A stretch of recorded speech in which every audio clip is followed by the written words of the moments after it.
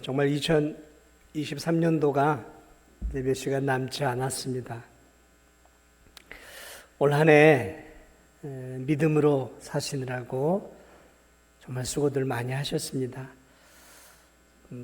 또 귀한 교회 안에서의 직분, 또 하나님께서 내게 주신 사명 감당들 하시느라고 고생들 많으셨습니다.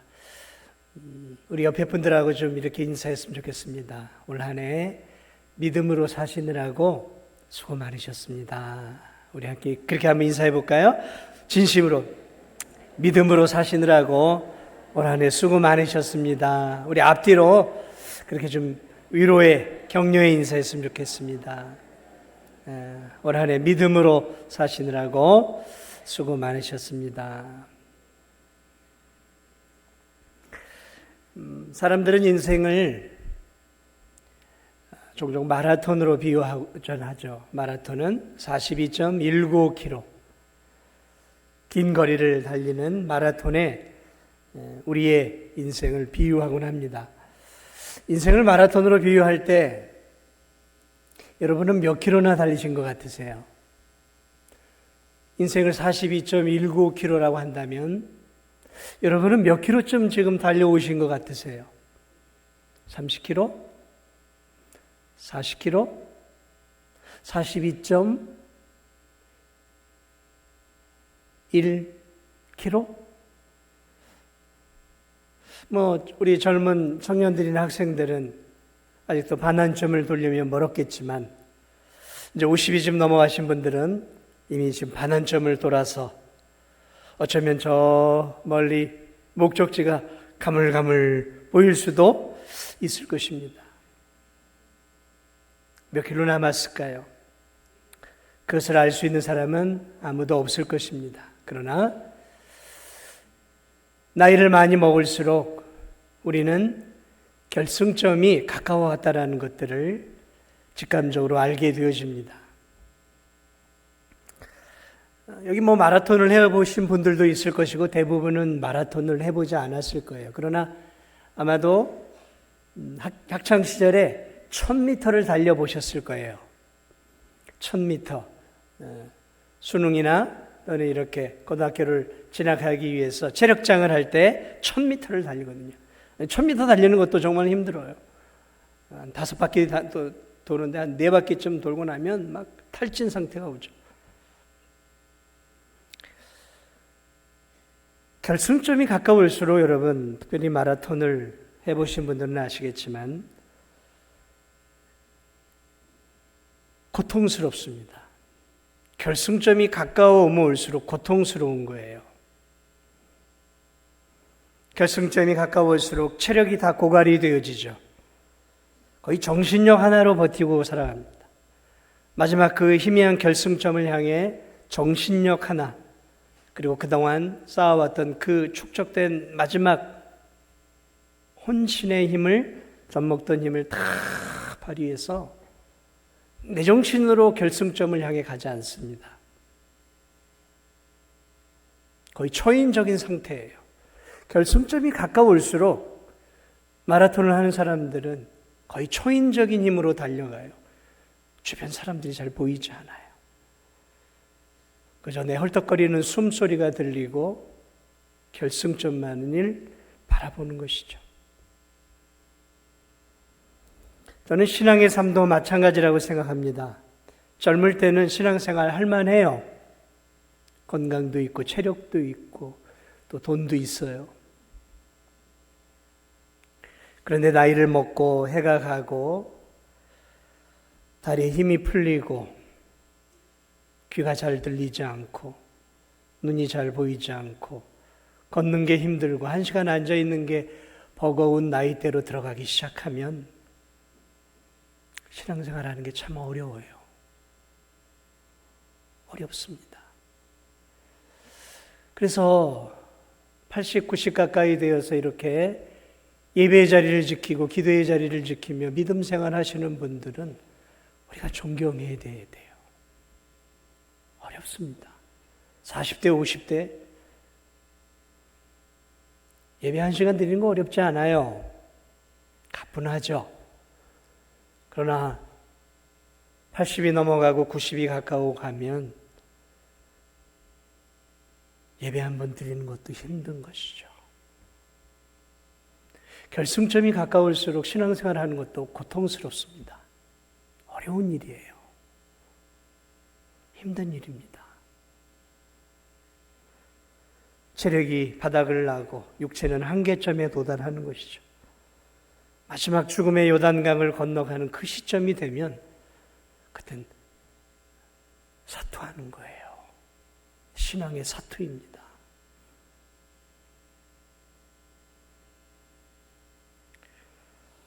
한 해를 마무리하고 그 새해를 맞이하는 저와 우리 성도들, 저는 오늘 이 밤에 믿음의 사투를 벌이고 결국 결승점을 도달했던 사도 바울의 삶을 잠시 조명하기를 원합니다. 사도 바울은 도대체 어떤 자세로 인생 속에서 신앙의 마라톤을 포기하지 않고 그 마지막 순간까지 완주할 수 있었을까? 우리에게 중요한 것은 완주예요. 가다가 포기하는 게 아닙니다.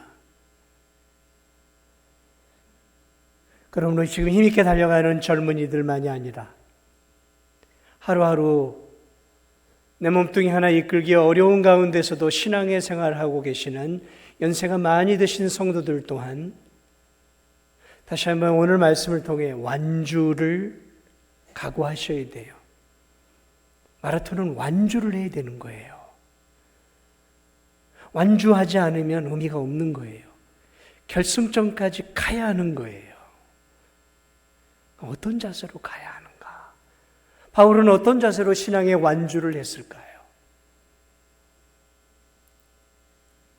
오늘 놀랍게도 바울은 이 빌립보서에 믿음의 경주를 어떻게 달려야 하는지에 대해서 바울은 우리에게 세 가지의 조언을 주고 있어요. 신앙의 경주를 끝까지 포기하지 않고 완주하기 위해서 어떤 자세로 달려가야 할지에 대해 세 가지를 우리에게 가르쳐 주고 있습니다. 오늘 이 밤에 이 세 가지를 여러분 꼭 잊지 마시기 바랍니다. 오늘 바울은 이 빌립보 어린 성도들을 향해 먼저 이렇게 믿음의 경주는 이렇게 하는 거야 라고 첫 번째 이렇게 얘기합니다.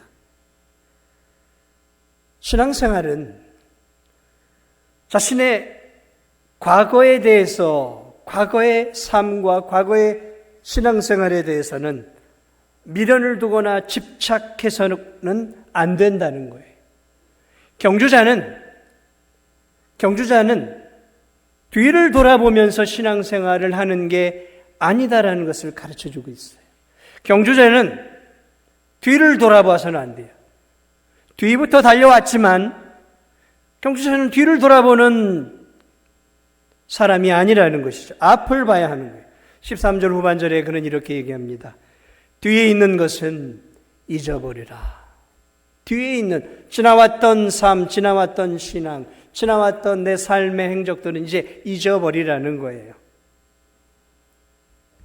바울은 과거를 바라보는 과거지향적 신앙인이 아니었어요.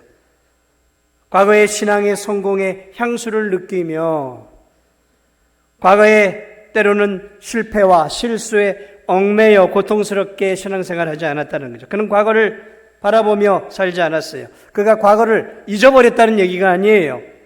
과거를 자신의 기억 속에서 지워버렸다는 이야기가 아니에요.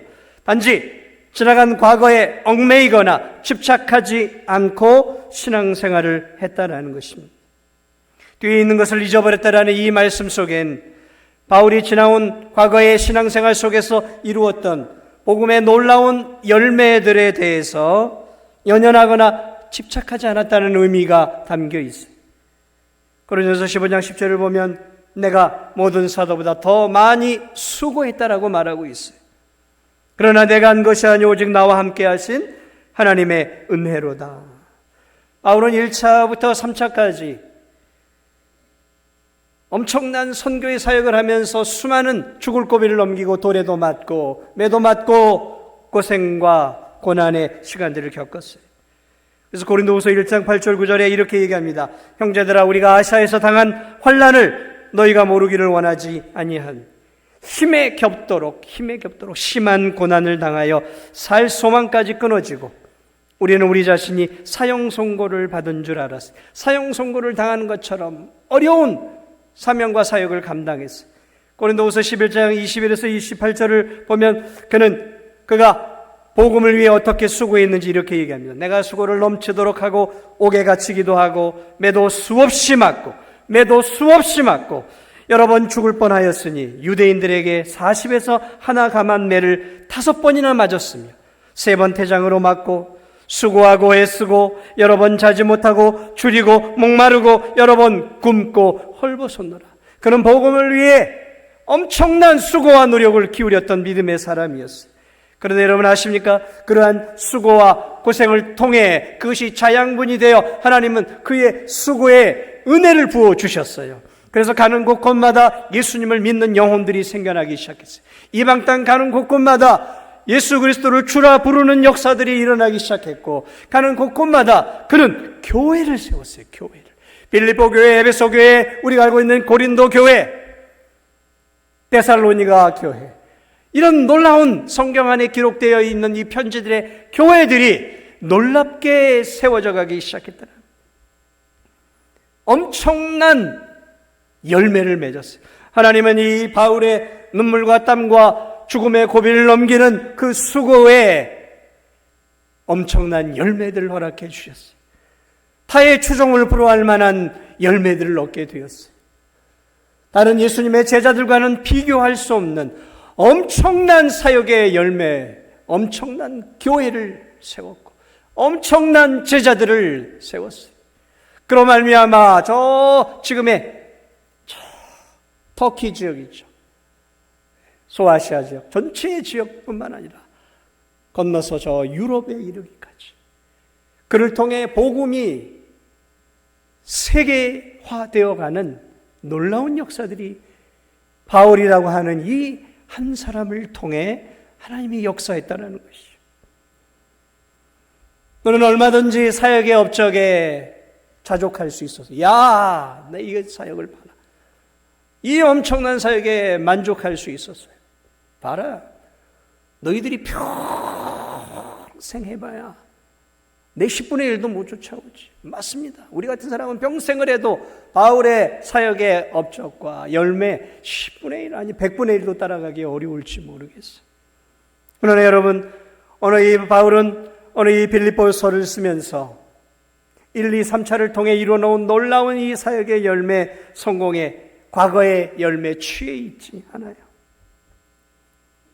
뒤에 있는 것은 잊어버리고 과거의 사역의 성공에 취해 있지 않았다는 거죠. 독보적이고 찬란한 그의 사역을 그는 자랑하지 않았어요. 과거의 영적 성공에 집착하지 않았어요. 왜냐하면 바울은 이 모든 것은 다 하나님의 은혜였음을 알았기 때문이에요. 하나님의 은혜였기 때문에 이제 그는 하나님의 도우심으로 감당한 이 영적 업적을 자랑하지 않았고 교만해 하지 않았고 그것을 입술로 자랑하지 않았다는 것이 12절을 보니까 내가 이미 얻었다 함도 아니요 온전히 이루었다 함도 아니라 그는 자신이 마치 사역의 정상에 오른 사람처럼 만족하거나 이제 내가 더 이상 취해야 할 더 높은 자리가 없다라고 생각하지 않았다라는 거예요. 그는 아직도 목말라 하고 있었어요. 히딩크가 그랬죠. 나는 아직도 목마르다. 나는 아직도 목마르다. 승리에 목마르다는 거죠. 오늘 바울의 내가 이미 얻었다 함도 아니요 온전히 이루었다 함도 아니라 바울도 마찬가지였어요. 과거에 만족하고 취해 있었던 게 아니라 여전히 그는 목말라 하고 있었어요. 한 영혼이라도 더 구원하기 위한 구원사에게 목말라 하고 있어요. 뒤를 돌아볼 여유가 없었어요. 아니 뒤를 돌아보기에는 해야 할 일들이 너무 많이 있었단 말이죠. 앞을 향해 가야 했단 말이죠. 과거에 머무르고 과거에 성취한 것에 향수를 느끼고 과거에 집착해 살아가는 신앙인이 되지 않겠다는 결연한 의지가 이 구절 속에 담겨 있는 거예요. 세상을 살다 보면 과거 지향적인 사람들이 있어요.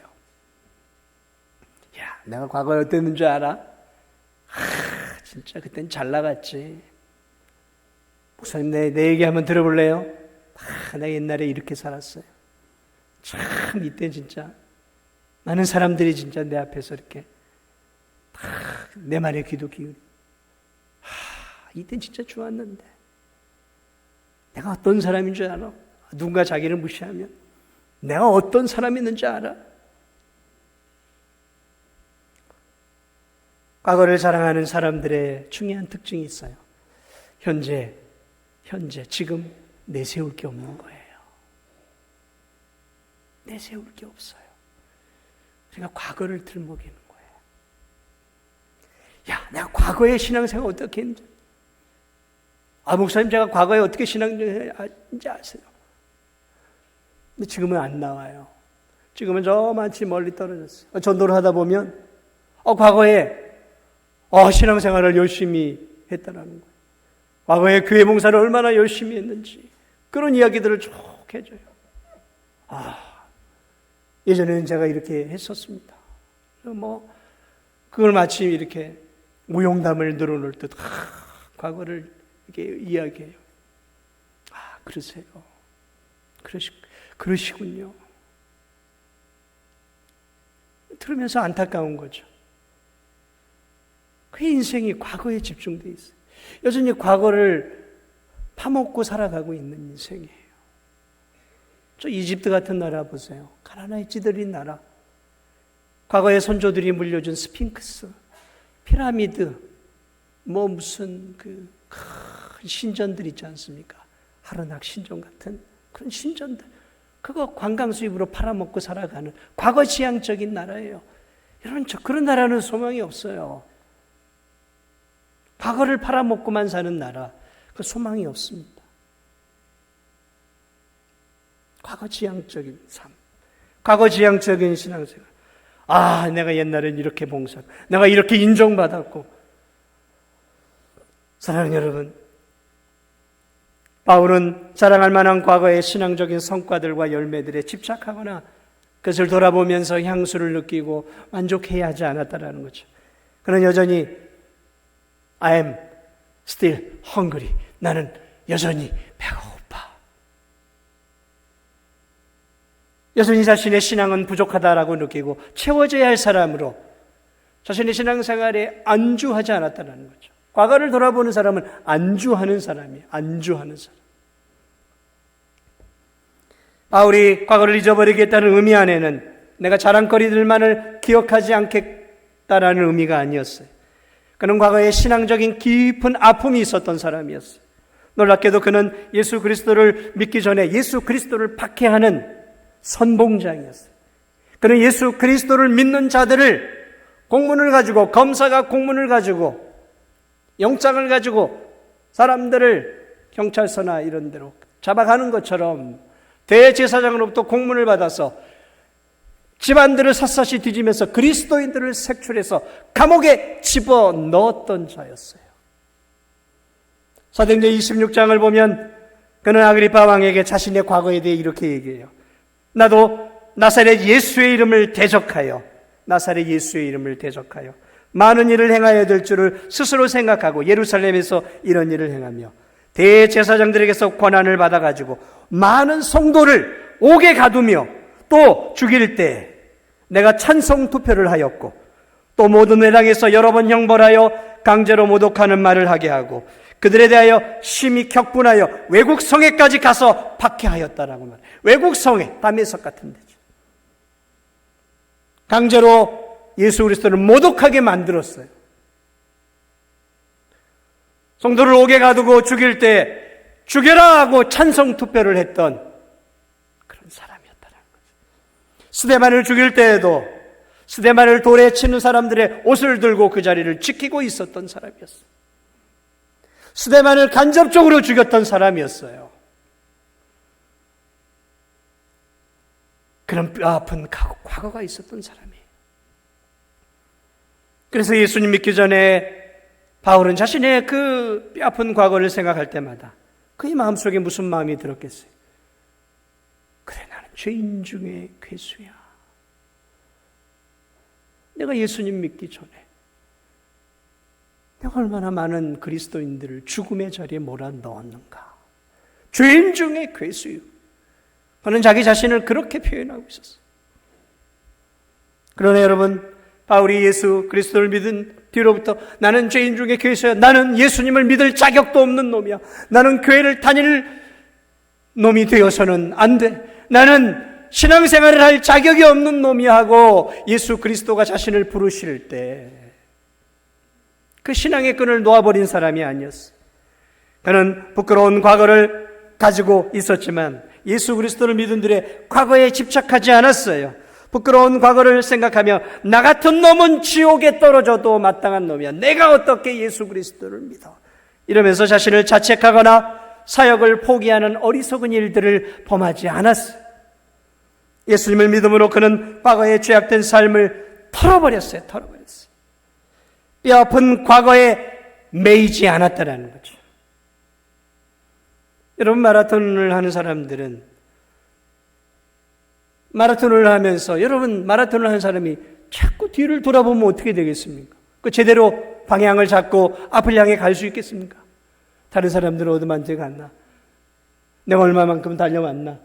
이렇게 수시로 되돌아보면 앞을 향해 제대로 갈 수 있겠습니까?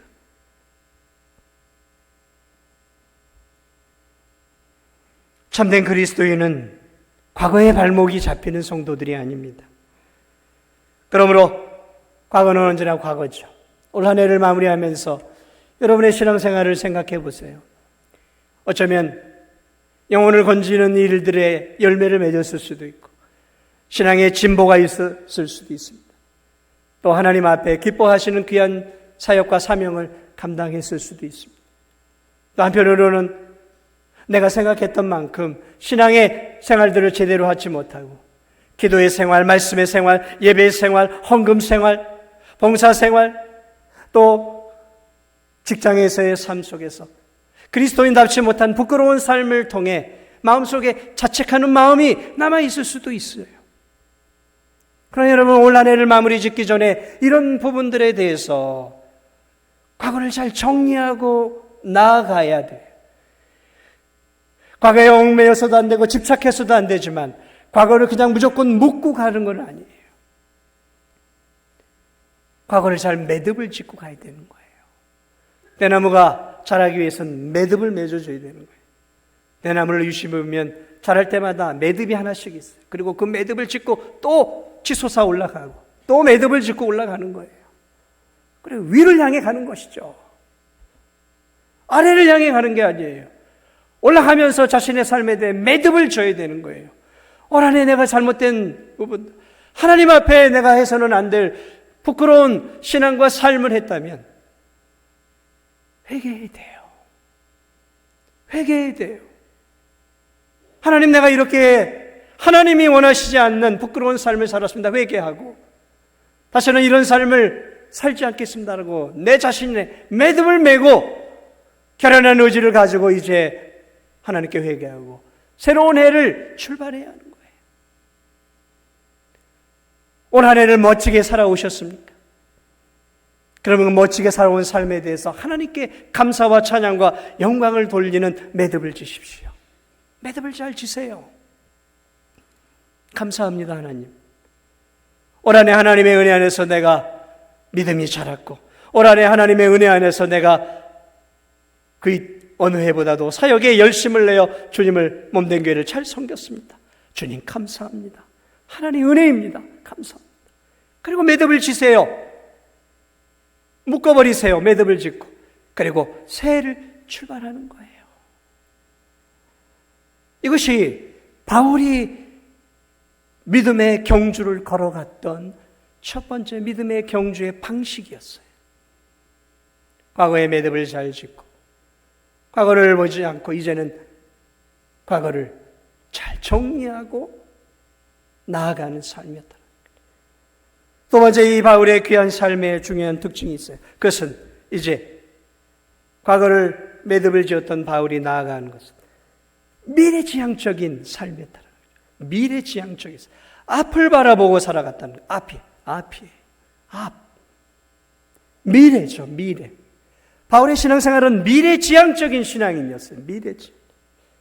13절 맨 마지막을 보니까 앞에 있는 것을 잡으려고 앞에 있는 것을 잡으려고. 그는 자신의 신앙생활이 미완성인 것을 알았어요. 완성을 향해 나아가는 미생이라는 것을 알았단 말이죠. 자신의 인생이 더 성숙해져야 가고 자신의 인생 속에서 하나님의 뜻을 더 잘 감당해야 된 사명이 아직 남아 있었어요. 미생이었어요. 신앙의 미생인 것을 알았단 말이에요. 더 나은 신앙생활을 향해 그런 미래지향적이었어요. 미래지. 14절에서 그는 이렇게 얘기합니다. 표대를 향해 저 펄럭이는 저 궁극적인 깃발, 그 깃발을 향해 달려갔다라는 거죠. 위에서 부르신 부름의 상을 달려갔다. 무엇을 말하고 있는 거죠? 표대는 무엇이고 부름의 상은 무엇입니까? 표대는 천국이에요. 우리가 가야 할 영원한 천국이, 부름의 상은 우리가 믿음을 지키고 얻게 되어질 천국에서 누리게 될 구원이라고 하는 상급이에요. 저 영원한 천국에서 하나님이 우리에게 주실 영원한 구원의 그 상급, 영광스러운 면류관을 바라보면서 표대를 향해 그 미래를 바라보면서 나아가고 있다는 거죠. 미래지향적. 12절에 오직 내가 그리스도 예수께 잡힌 바 된 그것을 잡으려고.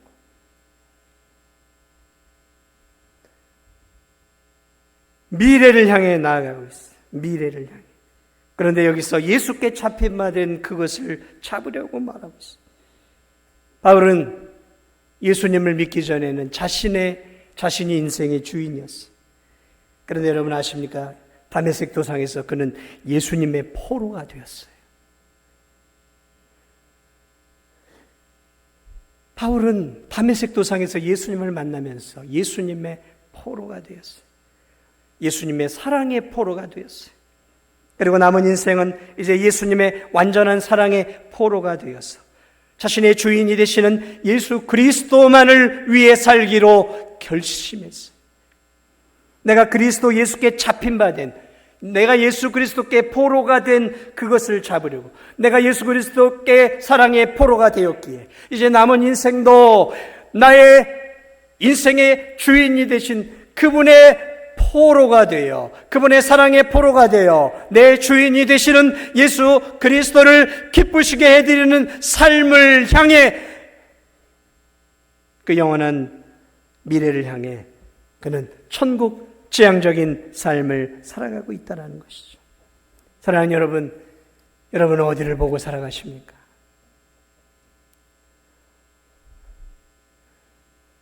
지혜로운 사람들은 조금 먼 미래를 보죠. 어리석은 사람들의 중요한 특징이 뭐냐면 지금만 봐요. 지금만 봅니다. 지금.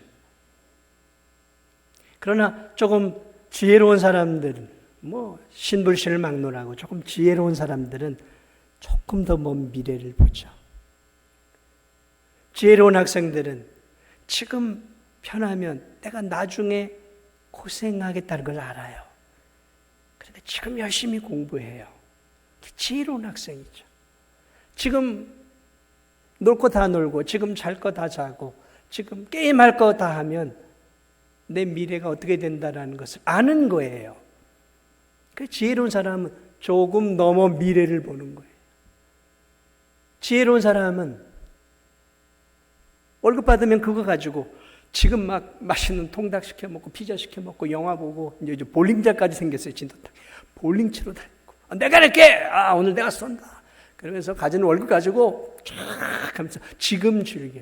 그러나 조금 지혜로운 사람들은 내가 70, 60 은퇴하게 되면은 내가 뭘 먹고 살아? 아니지. 지금부터 내가 절약하고, 지금부터 내가 좀 저축도 하고 투자도 하면서 내가 내 자신을 준비해야지. 그러면서 월급을 나가지고 나눠서 하나님께 올릴 건 올리고, 또 절약하면서 쓰고, 또 저축할 건 저축하고, 또 투자할 건 또 투자하면서 좀 먼 미래를 보며 가는 거죠. 이게 지혜로운 사람이죠. 그렇습니다. 사랑하는 여러분, 지혜로운 성도는 지금 이 세상만 보는 사람이 아니에요. 조금 더 멀리 보셔야 돼요. 조금만 더 멀리 보세요.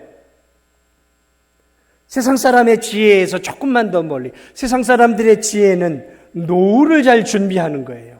보험을 들고 저축을 하고 땅을 사고 뭐 해서 내 노후가 좀 편안하게 살 수 있도록 그 구조를 만들어 놓는 거죠. 돈 들어올 구멍을 많이 만들어 놓는 거죠.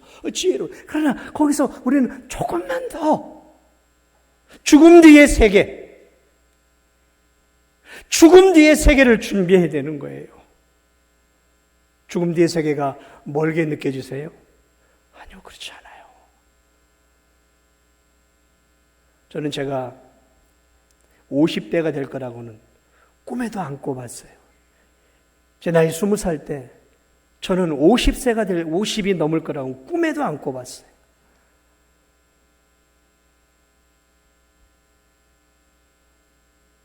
근데 금방 50이 와요. 금방 70이 되겠죠. 너무 금방이에요. 그리고 죽음이 금방 와요.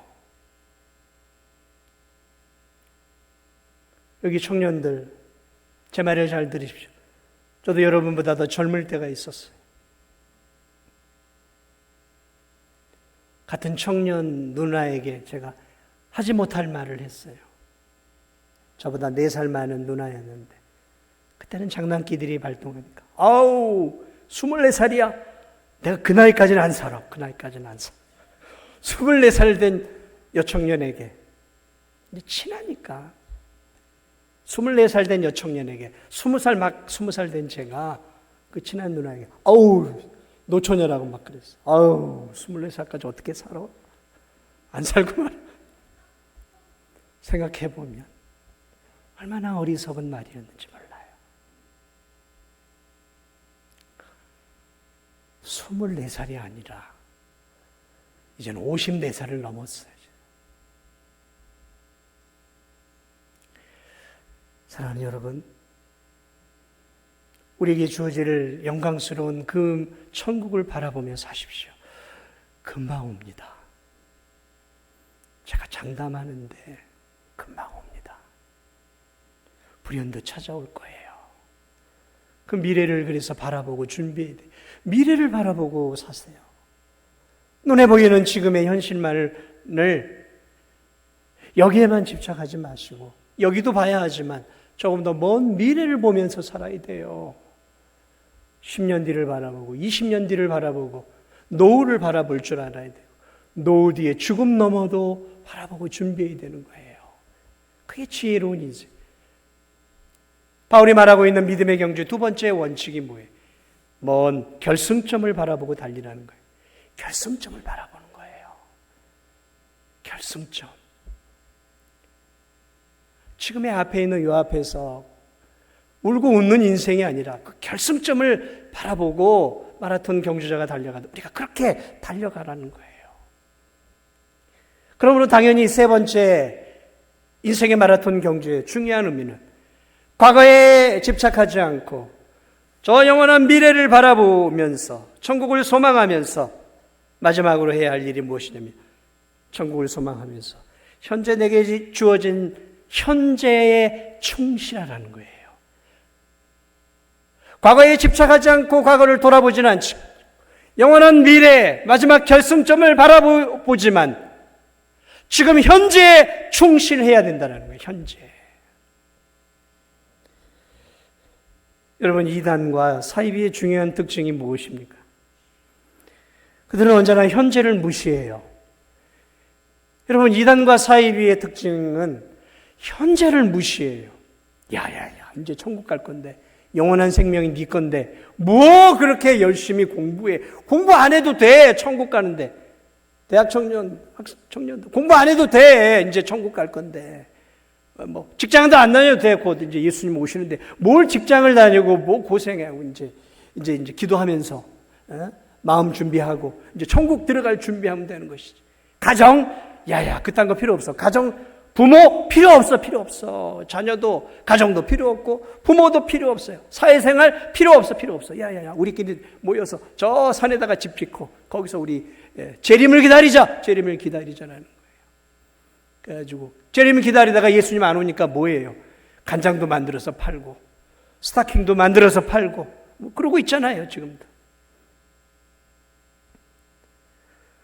천국이 보장되었으니까 이 사회에서 내가 어떻게 살아도 상관없어. 야, 괜찮아. 윤리적으로 안 살아도 돼. 네가 하고 싶은 대로 해. 여러분, 이단과 사이비의 특징이 그거예요. 그냥 네가 살고 싶은 대로 살아. 구원받았으니까. 구원받았으니까 윤리적으로 안 살아도 됩니까? 천국 보장받았으니까 그냥 대충 그냥 살아도 우리 되겠습니까? 신앙생활, 현실에 무관심하고 그냥 천국만을 바라보면서 교회 와서 기도만 하고 예배만 드리고 그렇게 살아야 되겠습니까? 아니라는 것이죠. 천국을 바라보고 살아가는 진실한 신앙인들은 절대로 현실의 삶을 무시하지 않습니다. 진정한 그리스도인은 누구보다도 현실을 중요하게 여겨요. 자신의 삶에 개미처럼 부지런하고 성실하게 일을 합니다. 신앙적으로 절대로 안일하거나 게으르지 않아요. 진정한 성도는 현실에 충실하는 거예요. 현실에. 날마다의 삶 속에서 말씀을 읽고 기도하고 영혼을 건지게 힘쓰고 거룩하게 살고 죄짓지 않게 살기 위해서 날마다 피나는 나 자신과의 싸움을 매일매일 싸우는 사람이에요. 사랑하는 여러분, 현실을 무시하지 마세요.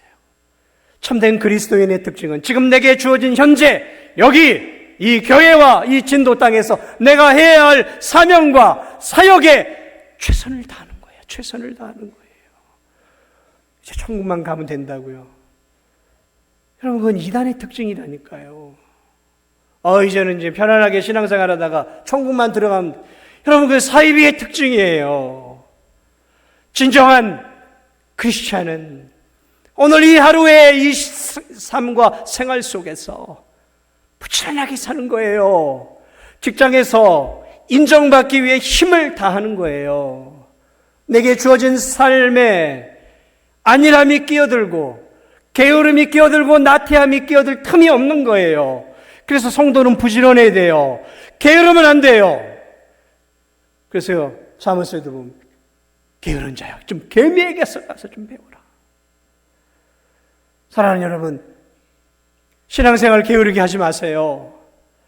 부지런하게 사세요. 부지런하게 사세요. 부지런하게 사세요. 부지런해야 돼요. 성도의 중요한 특징은 부지런함입니다. 게으른 거 아니에요. 부지런해야 돼요. 14절 후반절은 뭐라고 말하고 있어요? 부르심의 상을 위하여 달려가노라. 달려간다는 게 뭐예요? 바지런하게 산다라는 거잖아요. 바지런하게 살아야 되는 거예요. 집안일도 툭탁툭탁 열심히 하고 교회 일도 열심히 하고 직장을 다니면 직장에서도 열심히 사는 거예요. 열심히 사는 거예요. 달려가는 거예요. 달려가는 거예요. 기어가는 거 아니에요. 더덜 세워라 내워라 하고 걸어가는 신앙생활이 되어서는 안 된다는 거예요. 말씀을 마무리합니다. 사랑하는 성도님, 올 한 해 신앙생활을 어떻게 해오셨습니까?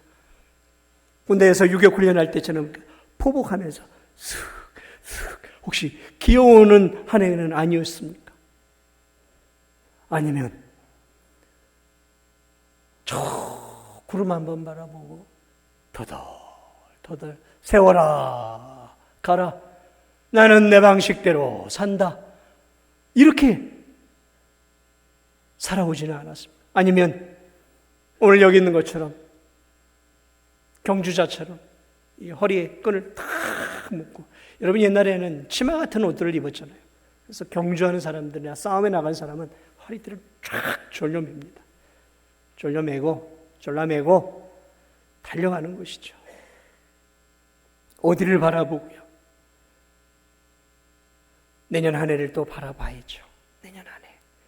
그리고 한 걸음 더 나아가 내 10년 뒤에, 그리고 한 걸음 더 나아가 죽음 너머에 하나님이 주실 나에게 부름의 상, 영원한 구원의 상급을 바라보면서, 그 깃발이 휘날리는 저 영원한 천국을 바라보면서, 내가 가야 할 곳이 저기지, 그것을 바라보면서 뒤에 있는 것은 잊어버리고 앞을 향해 현재의 삶 속에서 힘을 다해 믿음의 경주를 달려가는 것, 이것이 내년 한 해, 올 이 시간 우리의 신앙생활의 과거에 올 한 해를 매듭을 잘 짓고 이제 밝아오는 새해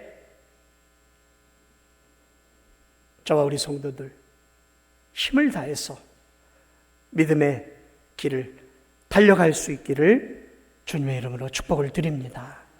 사랑하는 여러분, 달려갑시다. 달려가야 돼요. 달려간다는 것은 최선을 다하는 거예요. 최선을 다하십시오. 내 인생의 마지막이 찾아올 때 우리 인생의 후회가 많이 있겠지만 그럼에도 바울처럼 나의 달려갈 길과 주 예수께 받은 사명, 그 사명을 잘 감당했노라고, 마지막 달려갈 길을 내가 끝까지 잘 달려갔노라고 고백하면서 주님을 맞이할 준비를 할 수 있는 저와 우리 성도들이 다 되시기를 바랍니다. 운동장에 다름질하는 자들이 다 달릴지라도 오직 상을 받는 사람은 한 사람인 줄 알지 못해 너희도 상을 받도록 이와 같이 다름질하라. 저와 함께 내년 한 해도 부름의 상을 향해, 표대를 향해 믿음의 경주를 힘차게 달려가는 저와 우리 성도들이 되시기를 예수님의 이름으로 축복을 드립니다. 우리 이 시간에